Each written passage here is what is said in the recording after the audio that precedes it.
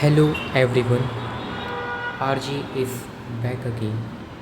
Today I have one more interesting story. The last episode at 23, he had a strange confidence about the future. Not confidence in himself, confidence in time. He was certain there would be more of it. That evening, he came home tired. There were things he wanted to do, a difficult problem he had been thinking about, a skill he wanted to master, an idea he wanted to build. He sat down at his desk. For 20 minutes, he struggled with the problem. Nothing came. His mind felt heavy.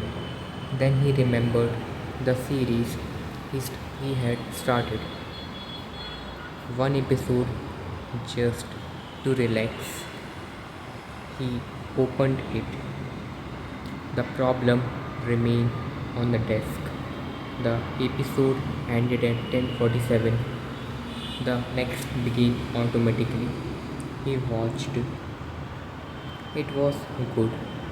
At 11:39, he knew he should stop, but stopping now felt uncomfortable. Working felt even more uncomfortable. So he continued. At 12:31, another episode. He told himself the night was already wasted. Might as well finish. He slept late.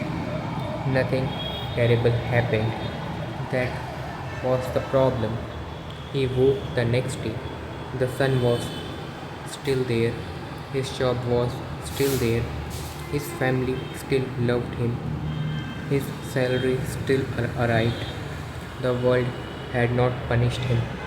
So his brain learned something. You can abandon yourself without immediate consequences.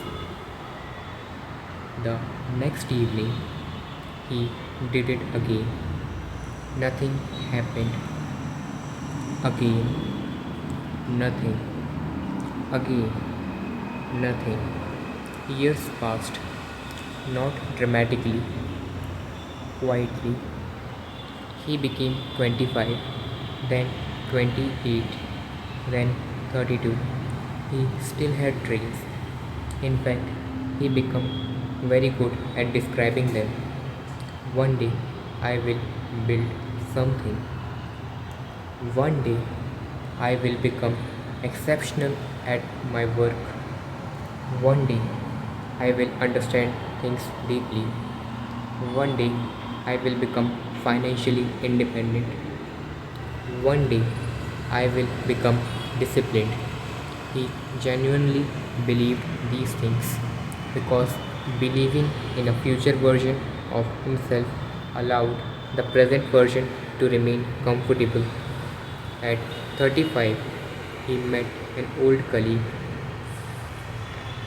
At 35, he met an old college friend.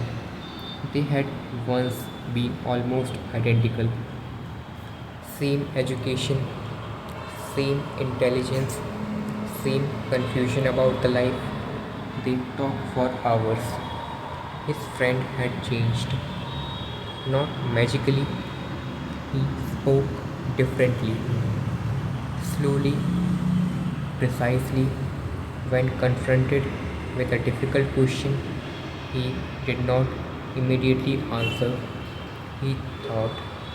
He had built things, failed at things, led people, lost money, made money, learned, changed. There was a depth to him that could not be purchased. The man felt something he had never felt before. not jealous, distance. He suddenly realized that they no longer inhabited the same mental world. What happened to you? He asked.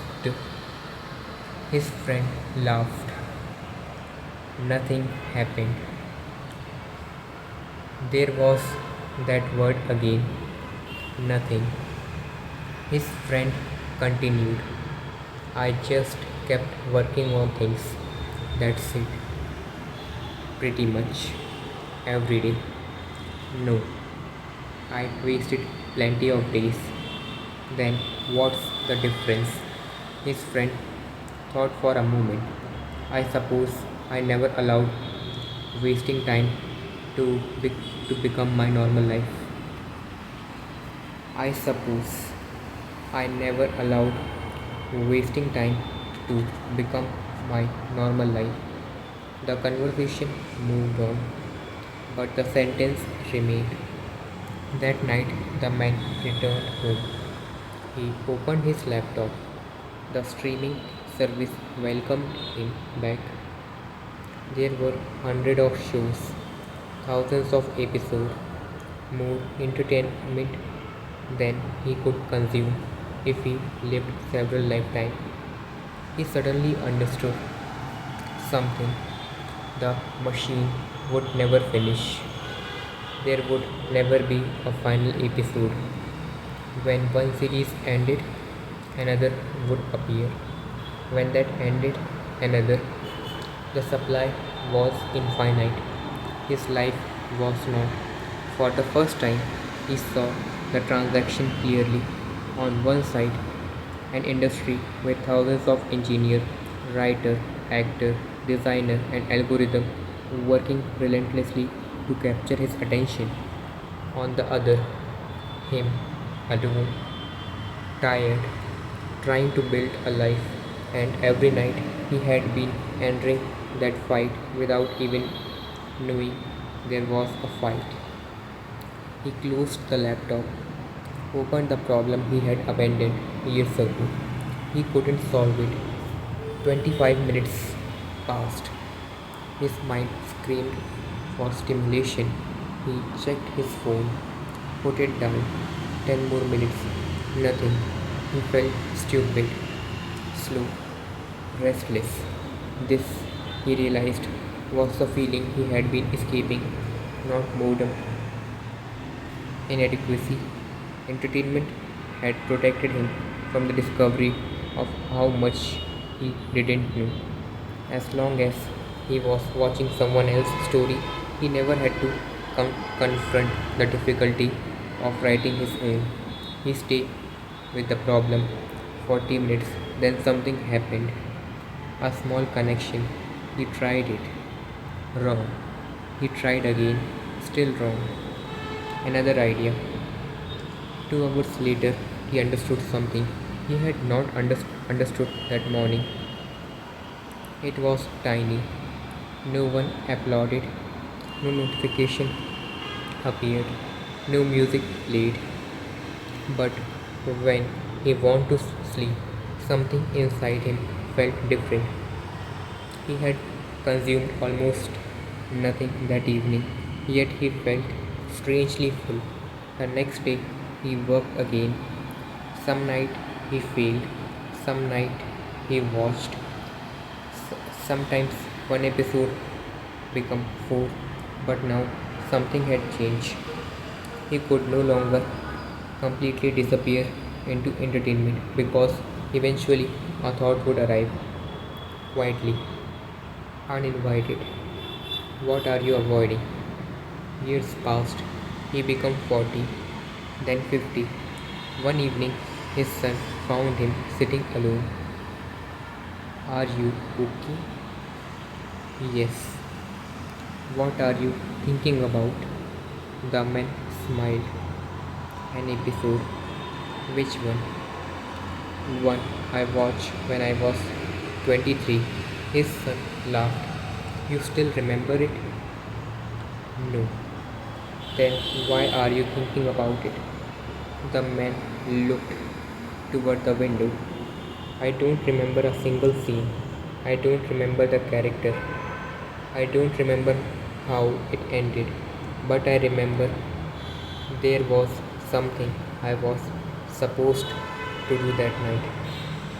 What? I don't remember that either. His son looked confused. The man wasn't. That was what frightened him. The entertainment had disappeared. The abandoned work had disappeared. The evening had disappeared.